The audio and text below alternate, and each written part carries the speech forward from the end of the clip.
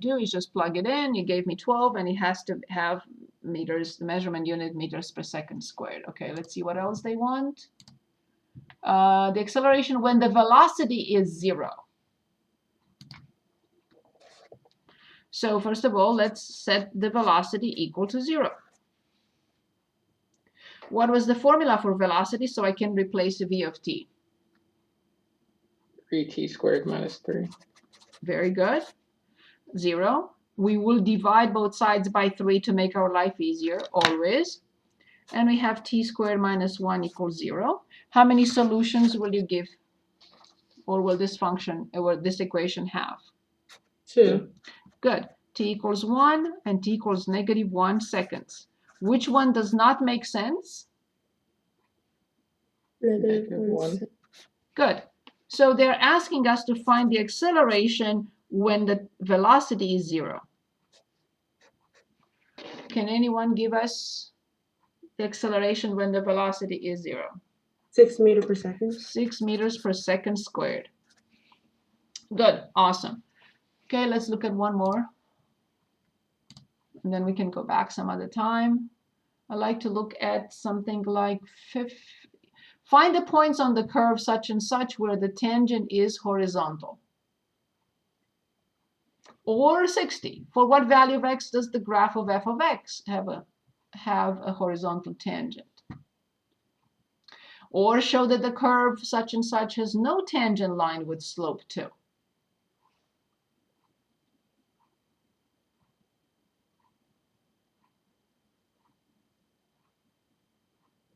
$61. 61. So in 61, we have y equals 2e to the x. Oh, yeah, plus 3x, or I was afraid that I copied from something else already. And has no tangent line with slope 2. Slope tangent 2. Awesome. Good pick. Let's take a look. So let's suppose, I don't know how this function looks like. I have no idea. I haven't looked at it. But the slope of the tangent at a particular point is 2. So let's say it's here 4 and here 2. So they're asking us to show that this function cannot have a slope, it cannot have a point where the tangent has slope 2. Every time we talk about the slope of the tangent, about a function, when we talk about the slope of a tangent, what are we referring to? Derivative. Very good. Y prime or f prime of x or dy over dx. Everything is the same. However, sometimes we will prefer this over this and this. Can anyone give us the derivative of this function?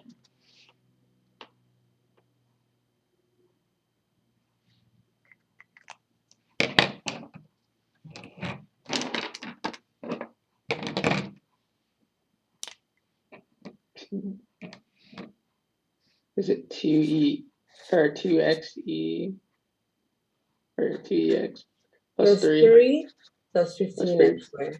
That's it. So then we are going to set it equal to 2. This function gives the slope of the tangent at any point. They're telling us that such a point where the slope of the tangent or the rate of change of this function is 2 does not exist. So 2e to the x plus 3 plus 15x squared equals 2.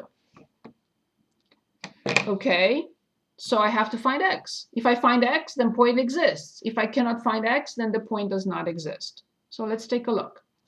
2e to the x plus 15x squared and plus 1 subtracting 2 equals 0. This is a positive quantity always. This is a positive quantity always. This is a positive quantity always. Can a positive quantity ever equal 0? You can say yes. If this is 0, this is 0, and this is 0. Yeah. Even if these were 0, there is nothing I can do to this. And these will never be negative. So positive plus positive, even if they are 0 plus 1, will never equal 0. So they were correct.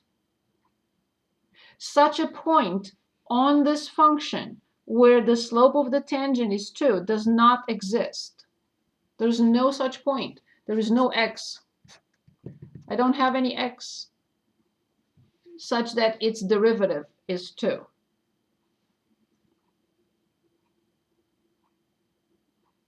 Any questions on this? Okay, I would like to continue. Our next section 3.2. I think I'm on 7, yes. So 3.2 deals with 2 other differentiation rules: product and quotient rules. Product and quotient rules. Okay. They have to be memorized and carved in stone, like this one, like these 3. Carved in stone. Very important. Okay. I present them slightly differently than the book. If you prefer the books, I'm fine. You will not hurt my feelings ever. So if we have a function times another function, prime, I like to keep them in the same order, but you can twist them if that's what you like. F prime multiplied by g, which is not prime, plus f times g, which is prime. Because I always, in my mind, but you can twist that the way your mind works. My mind works like this: 1, 2, 1, 2, 1, 2. Not 1, 2, 2, 1, but it has not. There is nothing wrong with it. 1 prime times 2 plus 1 times 2 prime, and I always keep them in the same order. Your book shows this reversed. That's fine. You can reverse these. It doesn't matter. As long as you have 1 prime times 2 plus 1 times 2 prime, somehow it's fine. So let's look at an example of this, and then we'll talk about the quotient. Let me choose one. Let's say f of x equals 3x squared minus 5x, and multiplied by e to the x.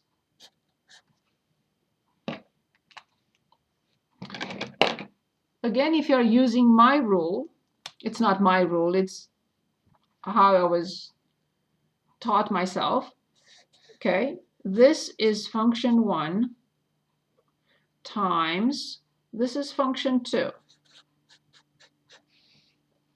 You can see what do you distribute? Well, if I distribute, then I'll have a product as 3x squared times e to the x, and another product as 5x e to the x. So there is no point, I'm not gaining anything by distributing.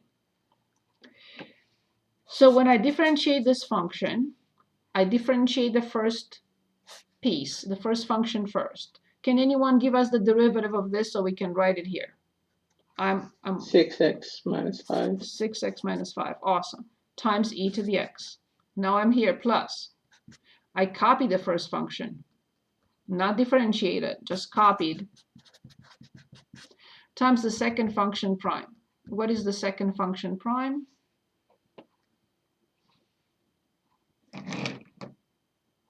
E to the x. E to the x. I see that I can slightly simplify because this function can be factored out. I have 6x minus 5. I have positive 3x squared. I have minus 5x. Of course, please be allergic to anything that is not in descending order or negative leading coefficient, as we discussed. So I put everything in the correct order: 3x squared, 6x minus 5x, and minus 5. And this is it. And we used, for the first time ever, the product rule. Okay, let's illustrate the quotient rule, and then let's open it up to discussion.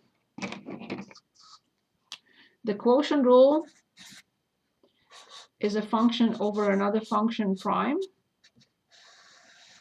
The numerator is exactly the same thing, but with minus. And the denominator is not differentiated, but just g squared. This is the quotient rule. If you remember the product rule, f prime times g plus f times g prime, all you have to do is just remember this one as being minus, and the denominator is squared. So again, with 1, 2 is 1 prime times 2 minus 1 times 2 prime over 2 squared. Now, in a product, like here, you can twist these, but if you twist these, that's wrong. So be very careful. So allow me to choose one, and then I'll open it again for anything you want. So I'm choosing g of t equals 3 minus 2t over 5t plus 1. Again, this is carved in stone. This is carved in stone. This is carved in stone. Don't try anything else. Good. I managed to touch this. Okay. Okay, g prime of t. I will square 5t plus 1, and do not ever square it. Just write it. We are not expanding the factors in the denominator. Okay.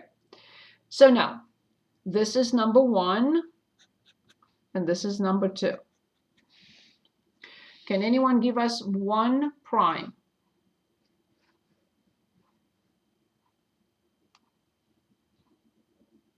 -2. Negative 2. I multiply by 2. I copy minus. I copy the top. And I differentiate the denominator. Can anyone differentiate the denominator for us?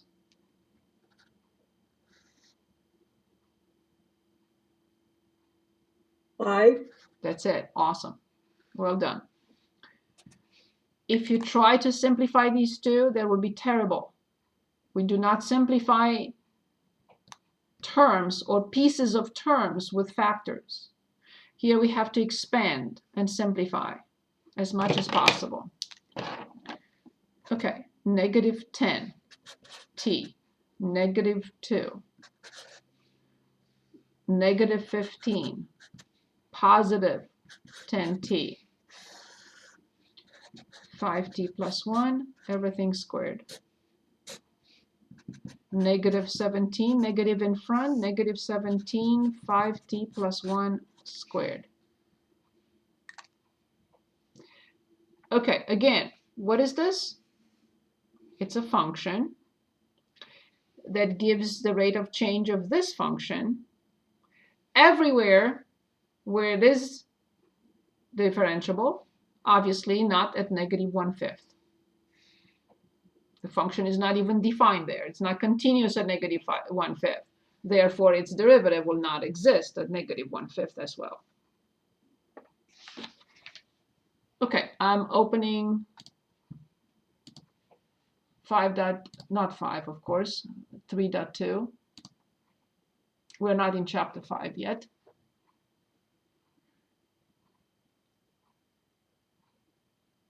Let's choose anything you'd like. Differentiate. But then my target is something like this, something so like 45, 46, something like a graph. It doesn't matter, you choose. And something like 53, 54. So I'm going back, and you choose. So the first set that I like to practice with, 3 through 30. So I'm going slowly so you can pick. So we just did this one, number 11.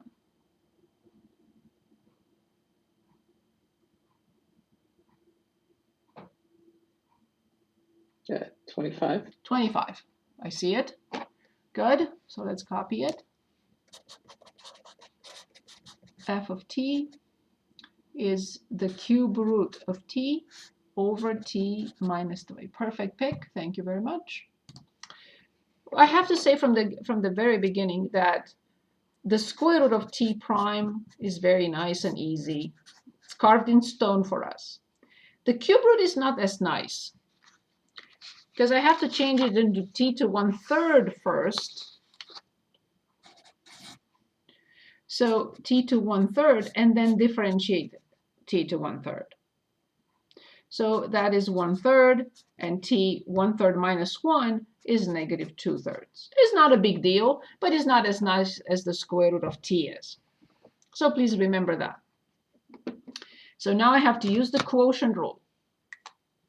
It's a must because this is a function over another function. So this is my function 1 and this is my function 2. So now f prime of t. It's a quotient. I always start with t minus 3 squared. We will not expand this. Then the formula at the top, first function prime, I already calculated 1/3 t to negative 2/3. Then I have to multiply by the denominator.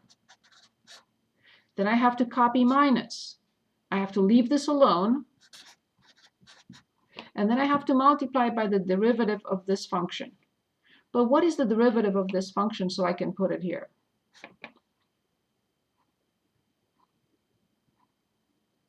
-3. Negative 3 prime. What did we say about negative 3 prime?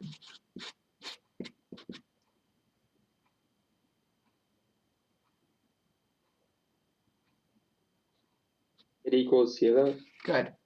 So then what is the derivative of t? 1. 1. So I don't really have to write anything. Now, in order to simplify this, this is not a friendly function. I would not call it a friendly function. So let's